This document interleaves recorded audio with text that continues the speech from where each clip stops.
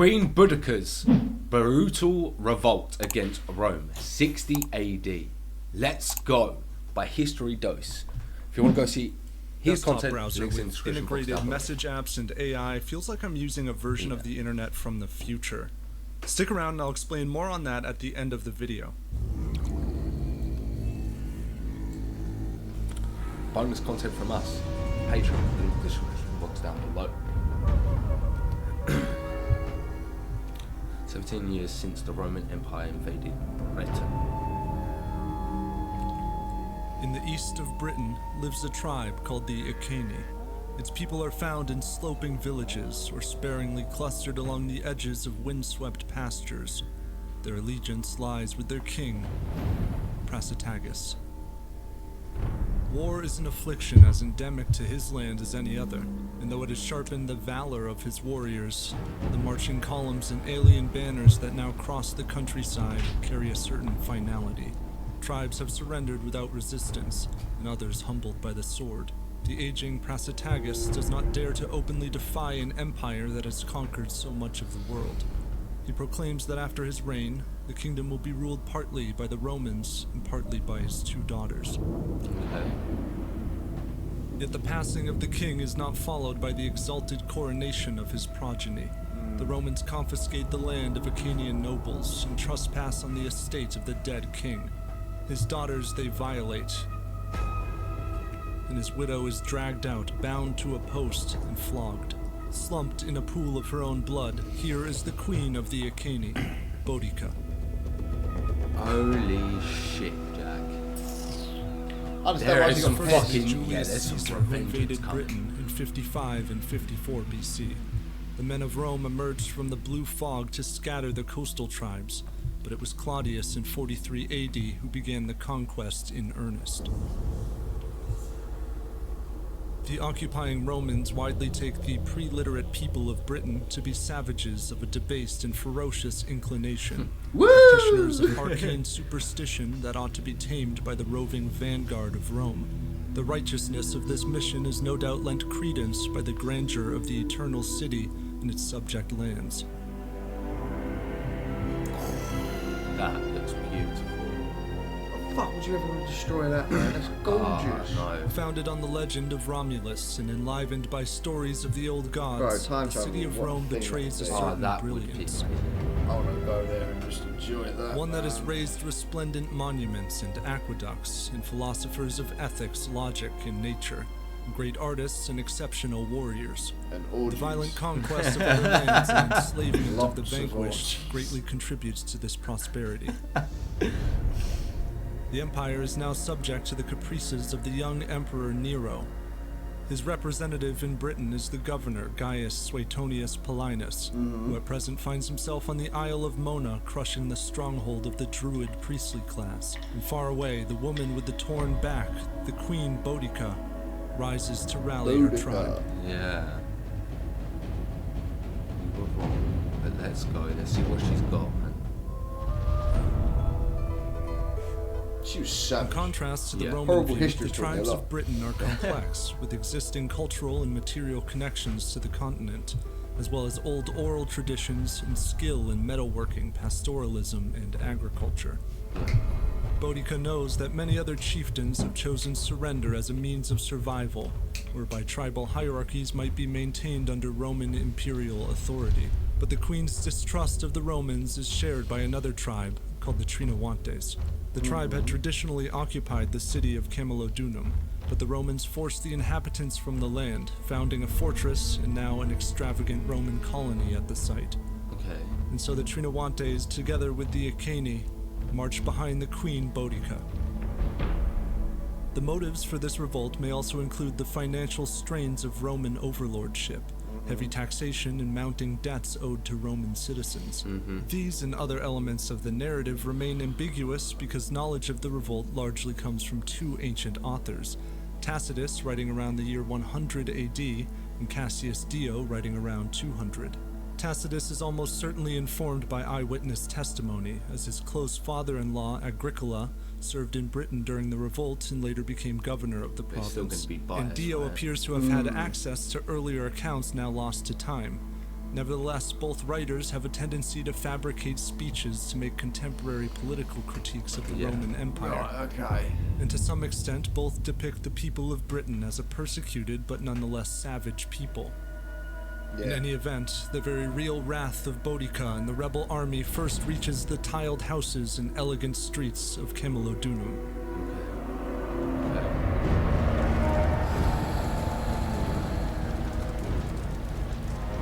The furious bleat of horns and battle shrieks engulfs the colony in a scene of pillage and carnage.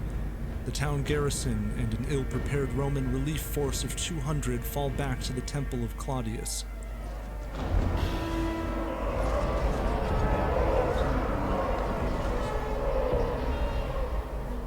For 2 days they hold out before the British warriors annihilate them. Dio writes that the rebels mutilate and sacrifice the civilians they capture, raising festering rows of skewered Roman women. The more colorful claims of sacrifice and sadism should be held with some skepticism. But an enduring layer of ash, the detritus of a monumental colony, does indeed suggest the total destruction of the town and those left in it. The Roman Ninth Legion marches out to relieve the smoldering town, but the army of Boudica charges out to meet them, wiping out the Roman infantry while the cavalry flees. The breaking of Roman rule is underway. This is just crossing the island with haste is the governor, Suetonius. As he gallops into the modest Roman trade center of Londinium, or London, throngs of hysterical people plead for his protection, but he will not risk a final battle here. Those willing and able to march escape with the army, while the elderly, meek, and those otherwise stubbornly attached to their dwellings are left to die. When the rebels come, they burn it down house by house. Tacitus records that the Roman town of Verulamium also falls to the rebels, and Dio relates that in all, 80,000 of the Romans and of their allies perished, and the island was lost to Rome. Moreover, all this ruin was brought upon the Romans by a woman, a fact which in itself caused them the greatest shame. Suetonius cannot delay any longer. He arrays 10,000 men at the edge of a deep wood, and there he beholds the flooding of the plain. Look at that. Wave by wave come the chanting warriors, beating their shields and spears and swords, ricketing forth in chariots. Tens of thousands of them have come at last to banish the power of Rome, to fight for the defiant queen Boudica. Behind the tribesmen is a line of wagons from which their wives, convinced of victory, have come to watch. Oh, that's bad. Suetonius goes before his troops. According to Dio, he reminds them that they are Romans, favored by the gods, rulers of the world. He reminds them of the crimes of the rebels, the charred cities and slain countrymen. Get the fuck out of Britain. And he assures them that surrender now will not be answered with mercy. It would be better for us to fall fighting bravely than to be captured and impaled, to look upon our own entrails cut from our bodies. Let us therefore either conquer them or die on the spot. Britain will be a noble monument for us, even though all the other Romans here should be driven out. For in any case, our bodies shall forever possess this land. Boudica rides in a chariot before her own ranks. She decries the cowardice and the rapacity of the Romans, and Tacitus writes that she commands her warriors to take their just revenge. It is not as a woman descended from noble ancestry, but as one of the people that I am avenging lost freedom, my scourged body, the outraged chastity of my daughters. Roman lust has gone so far that not our very persons, nor even age or virginity, are left unpolluted. She's gonna fuck them up, basically. They didn't get how old they were. With a terrible din of battle cries, the two armies clash. And javelins sink into torsos, chariots splinter, and swords pierce flesh. The Roman wedge formation cracks the rebel line. Look at her, she's fighting ready. Erupts all around. Shields and blades, blood and dead stares carpet the plain. The rebels turn to flee. Impeded by the line of wagons, they are chased and killed by the thousands. Tacitus writes, the Roman troops gave no quarter even to the women. The baggage animals themselves had been speared and added to the pile of bodies. The surviving rebels, Boudica among them, managed to escape, lying low with intentions to renew the revolt. but their numbers are failing, as is the strength of Boudica. The rebel queen perishes, either by ingesting poison or succumbing to injury or disease. The Britons mourned her deeply and gave her a costly burial, but feeling that now at last they were really defeated, they scattered to their homes. Suetonius widely punishes the inhabitants of Britain and hunts for remnants of dissent. Emperor Nero responds by replacing him with a more peaceable governor, not out of mercy, but for fear that persecution might reignite the flame of rebellion. That's a good point. No, obviously if I was voting for Roman, I would have kept that situation up, because no, you can't let the rebels rebuild. You've got to just cut that out completely. Yeah. I see you. You haven't liked the video yet. Why not? Go on, go like it. While you're at it, you know you want to subscribe. And if you want to go to our social medias, all the links you need are in the description box down below. And you might as well head over to our Patreon as well, where you can get extra bonus content if you're enjoying this. That link's in the description box down below. But we'll get straight back into the video. Love you guys. In the Heartland, however, Nero soon faces another heresy that defies the authority of the Empire.